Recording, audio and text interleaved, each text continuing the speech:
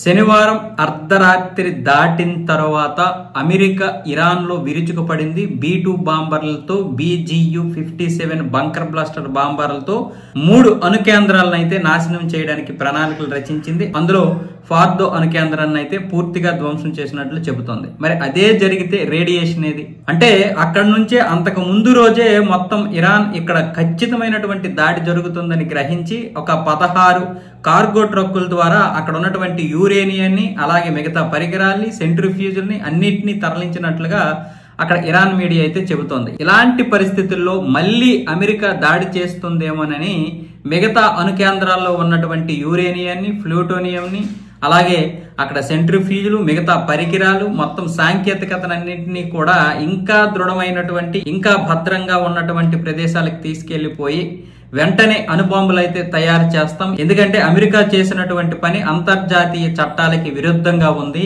ఇక మా యొక్క అణు ఒప్పందం ఏదైతుందో ఆ ఒప్పందాన్ని కూడా తూట్లు పొడిచింది. కాబట్టి మేము అప్పటికీ చెబుతున్నాం అణ్వాయుధాలు కాదు శాంతియుతమైనటువంటి ప్రయోగాలు చేసుకుంటున్నాం అంటూ ఇరాన్ చెప్పింది. ఇలాంటి పరిస్థితుల్లో అమెరికా మాపై ఇలా దాడులు చేయడం వల్ల ఇక మేము కూడా ఉపేక్షించం, మేము అణ్వాయుధాలు తయారు చేస్తాం, అలాగే టెల్ అవీవ్ పైన వాషింగ్టన్ DC పైన కూడా విపరీతమైనటువంటి దాడులు చేస్తామంటూ ఇప్పుడు ఇరాన్ మంత్రి విదేశాంగ మంత్రి ఉన్నారు కదా అబ్బాస్ అరాగ్జీ, ఆయన అయితే స్పష్టమైన ఆదేశాలు ఇచ్చారు. అంతేకాకుండా అమెరికాలో ఉన్నటువంటి తమ పౌరుల్ని భద్రంగా ఉండమని కూడా సూచించారు. ఏ క్షణంలో ఎటువంటి దాడి జరుగుతుందో చెప్పలేం, ఖచ్చితమైనటువంటి దాడులు అయితే జరుగుతాయని ఇప్పటికే ఆదేశాలు అయితే జారీ చేశాడు అబ్బాస్ అరాగ్జీ.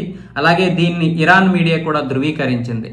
మరి అమెరికా ఈ దాడులు చేస్తుందని ఊహించదా? ఊహిస్తుంది ఖచ్చితంగా. అయితే అమెరికాపై దాడి చేయాలంటే 10,000 కిలోమీటర్లు చొచ్చుకెళ్ళిపోయే క్షిపణులు ఉండాలి. కానీ అక్కడ అమెరికా అవన్నీ అడ్డుకోగలుగుతుంది. ఎందుకంటే ప్రపంచంలోనే శక్తివంతమైనటువంటి దేశం అమెరికా. ఇలాంటి పరిస్థితుల్లో ఇప్పుడు టెల్ అవీవ్ పైనే ఈ దాడులన్నీ చేయగలుగుతుంది తప్ప అమెరికా వరకు వెళ్ళగలుగుతుందా లేదని చెప్పలేం. కాకపోతే అమెరికాపై ఖచ్చితమైనటువంటి దాడులు అయితే చేస్తామని ఇరాన్ ఇంతకు ముందు కూడా చెప్పింది.